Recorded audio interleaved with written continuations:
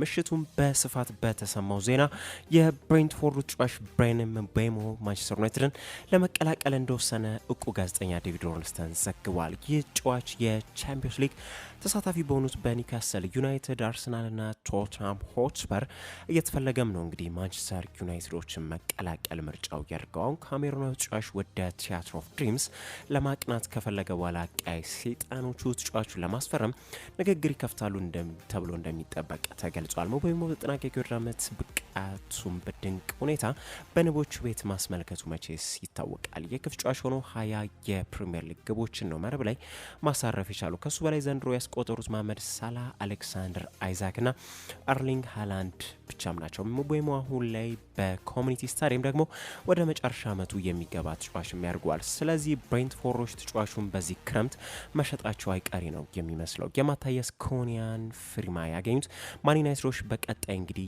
የምቤሞን ፊርማ ካገኙ ትልቅ ማጠናከሪያም ነው የሚሆንላቸው። ምቤሞ በፕሪሚየር ሊጉ ራሱን ፕሩቭን ያደረገ መሆኑ፣ ጠንክሮ የሚሰራ ተጫዋች ነው። ፕረስ አድራጊ መሆኑ፣ ሲያስፈልግ ሃይ ኢንቴንሲቲን የሚያመጣ ተጫዋች ነው። ሁለት እግሩን በአግባቡ ይጠቀማል። በሌላ በኩል ደግሞ ከቀኝ ክንፉ በተጨማሪም አጥቂ ቦታ ላይ መጫወት የሚችል ቨርሳታይል ተጫዋች ያደርጓል። በአሞሪም ማጫወት ቀኝ ክንፍ ላይ ከተጫወተ ግን አማድ ዲያሎ ወደ ኋላ ተስቦ ዊንግ ባክ ሚናን ይዞ ይጫወታል ማለት ነው። የ5 ዓመት ተጫዋች የ6 ዓመት ተጫዋች ዩናይትዶች በ50 ሚሊዮን ካገኙትም ጥሩ ቢዝነስም ነው የሚሆንላቸው። ማንቸስተር ዩናይትዶች ይህንን ዝውውርም ከጠቀለሉ በፊት መስመራቸው የሚቀራቸው ጨራሽ አጥቂ ብቻ ይሆናል ማለት ነው። የኩኒያ ምቤሞ ዝውውር በነገራችን ላይ እነ ቪክቶር ዮኬሬሽንም ሊስብም ይችል ይሆናል ተብሎ ሊታሰብ ይችላል። ዩናይትዶች አጥቂ ካስፈረሙም በኋላ ግን አንድ አማካኝና አንድ ግብ ጠባቂ ማስፈረም የሚያስፈልጋቸው ቡድን መሆናቸው ይታወቃል። ዩናይትዶች ግን ሌላ ማስደሳች ዜና ዛሬ ከአንድ 2 ሰዓት በፊት የሰሙ ሲሆን ብሩኖ ፈርናንዴስ ከአልሂላል የቀረበለትን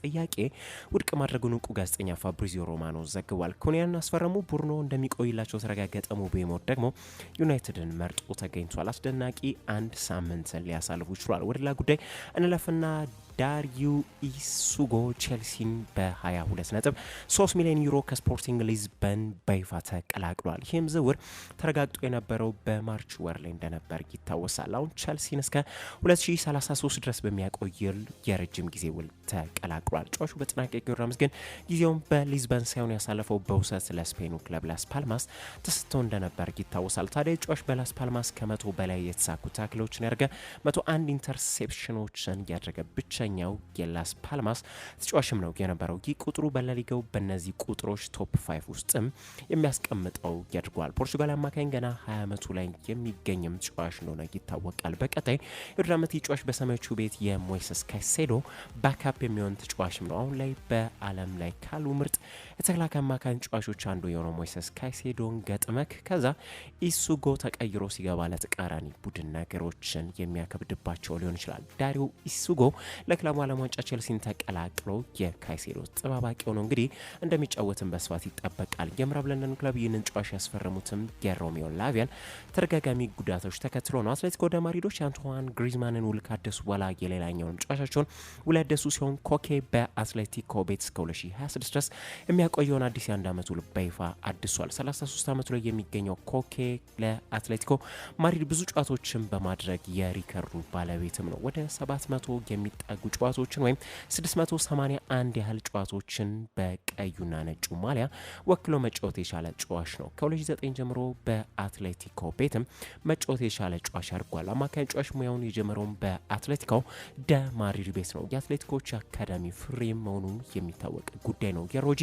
ብላንኮሶቹን ቀለም ማጥለቅ የጀመረው ገና ሙያውን ሲጀምርም ነው የነበረው። ታማኝነቱን ለክለቡ ደጋፊዎች በግልጽም ያሳየ ተጫዋች ነው። ትክክለኛ ሌጀንድ መሆኑንም ማሳያ ነው። ኢንተር ሚላኖች የማንቸስተር ዩናይትድ አጥቂ ራስመስ ሆይሉንን ለማስፈረም ንግግሮችን እንደከፈቱ እውቁ ጋዜጠኛ ፋብሪዚዮ ሮማኖ ዘግቧል። ይህ ተጫዋች መሸጡ ለዩናይትዶች መቼስ የሚጠቅማቸው ነው እንጂ የሚሆነው የሚጎዳቸው አይነት አይደለም። ዴኒሻው አጥቂ ዘንድሮ የፊት መስመሩን ለመምራት በእጅጉኑ የተቸገረ ተጫዋች ሆኖ እንደተገኘ ግልጽ ጉዳይ ያድርጓል። ይህ ተጫዋች በ2023 ከአታላንታ ወደ ቀይ ሰይጣኖቹ ሲቀላቀል በተቀላቀለ በአመት በሁሉም ውድድሮች 16 ግቦችን ሲያስቆጥር በብዙ የዩናይትድ ደጋፊዎች ተስፋ የተሰነቀበት ተጫዋች ነበር። እድገት ያሳያል ተብሎ ሲጠበቅ ግን ዘንድሮ አሽቆልቁሎ የተገኘ ተጫዋች ነው የሆነው። አሁን ኢንተሮች ከተጫዋቹ ተወካዮች ጋር ግንኙነት እንዳደረጉት ተገልጿል።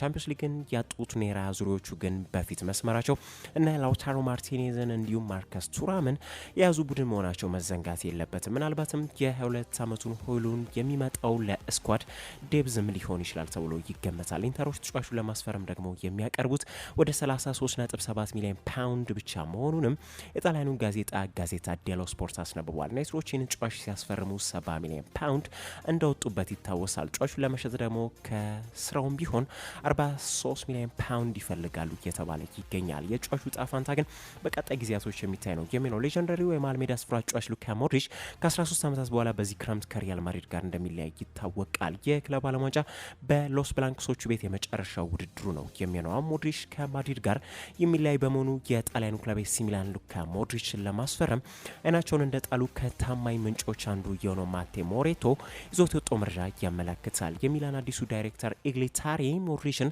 ማግኘት ህልም የሆነ ጭማሪ አድርገው እንደሚመለከቱትም ነው እየተገለጸ የሚገኘው። ክሮሽ አማካኝ ቀጣይ እርምጃውን ለመወሰን ግን ጊዜ ሰጥቶ እንደሚወስንም ተይዞ ተገልጿል። ሞድሪች በማድሪድ ቤት በመጨረሻ ዓመቱ አብዛኛውን ከተቀያሪ ወንበር በመነሳት ቢሆንም 57 ጨዋታዎችን ያደረገ ተጫዋች ሲሆን በዚሁ ሂደት ደግሞ 4 ግቦችን አስቆጥሮ 11 ደግሞ ለግብ የሚሆኑ ኳሶችን አምሻሽቶ ማቀበል እየቻለ ተጫዋች ነው። ከእድሜው አንጻር ደግሞ የሚደነቅ ቁጥርም ነው ያለው። 39 ዓመቱ ላይ የሚገኝ ተጫዋች መሆኑ መዘንጋት የለበትም። አሁን ሞድሪች ምናልባትም በሌላ ታሪካዊና ትልቅ ክለብ መፈለጉ ሙያውን በትልቅ ክለብ ለመጨረስ ሊፈትነው ይችል ይሆናል። ተጫዋቹ ግን በሌላ በኩል ረብጣ ገንዘብ ካለበት በሳውዲ የሚፈለግም ተጫዋች ነው። ከዛ በተጨማሪም በኤምኤልኤስም ግን እንዲሁ የሚፈለግ ተጫዋች አድርጓል። የጁድ ቤሊንጋም ታናሽ ወንድም የሆነው ጆቤ ቤሊንጋም ዘንድሮ ከሰንደርላንድ ጋር የፕሌይ ኦፍ ቻምፒዮን በመሆን ወደ ፕሪሚየር ሊጉ ማደጉ ይታወቃል። ዛሬ አሁን ላይ በወጣው መረጃ ከሆነ ጆቤ ቤሊንጋም የጀርመኑን ክለብ ቦሩሲያ ዶርትሙንድን ለመቀላቀል እንደወሰነ የስካይ ጀርመኒ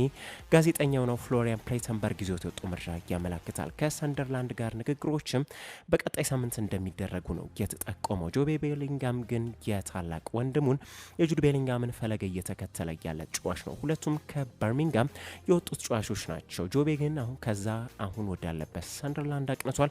በቀጣይ ደግሞ እንደ ወንድሙ ወደ ሲግናል ኢዱና ፓርክ በማቅናት ዶርትሙንድን ለመቀላቀል ወስኗል ተብሏል። ዶርትሙንድ ግን ያው ለማደግ የሚመች ቡድን መሆኑ ብዙ ጊዜ ተመልክተናል። ወንድሙን ጁድ ቤሊንጋምን ከዛ አልፎም አርሊንግ ሃላንድንም ማስታወስ ይቻላል። ሌሎች ተጫዋቾችም እንደዚሁ በዶርትሙንድ ቤት የጎሉ ብዙ በርካቶች እንዳሉ ይታወቃል። የ19 ዓመቱ አማካኝ ጆቤ ደግሞ ከፊት ለፊቱ ትልቅ ተስፋ ያለው ተጫዋች አድርጓል። ሰንደርላንዶች የ19 ዓመት ተጫዋች ጆቤ ቤሊንጋምን አሳልፎ ለመስጠት ግን 30 ሚሊዮን ዩሮ ያህል የሚፈልጉ ክለቦች ናቸው።